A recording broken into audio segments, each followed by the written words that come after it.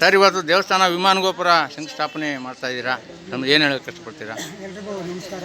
ನಮ್ಮ ಬೆಟ್ಟಲ್ಸೂರು ಗ್ರಾಮದಲ್ಲಿ ಸುಮಾರು ದೇವಸ್ಥಾನಗಳು ನಡೀತಾವೆ. ಪೂಜೆ ಕ್ರಮಬದ್ಧವಾಗಿ ಡೈಲಿ ಪೂಜೆ ನಡೀತವೆ. ಗ್ರಾಮ ಮುತ್ಯಾಲಂ ದೇವಸ್ಥಾನ ಮುಂಭಾಗದಲ್ಲಿರುವ ಬಸವೇಶ್ವರ ದೇವಸ್ಥಾನ ಅನಾದಿ ಕಾಲದಲ್ಲಿ ಒಂದು ಶಿಥಿಲವಾಗಿತ್ತು.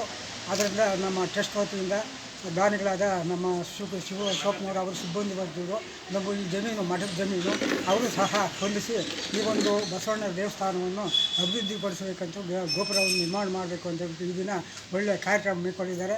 ಅದರಂತೆ ಇನ್ನು ಮುಂದೆ ಇದು ಅಭಿವೃದ್ಧಿ ಹೊಂದಿ ನಮ್ಮ ಹೋಬಳಿ ಮಟ್ಟದಲ್ಲಿ ಇನ್ನೂ ಯಶಸ್ವಿಯಾಗಿ ನಡೆಯಲಿ ಕಾರ್ಯಕ್ರಮ.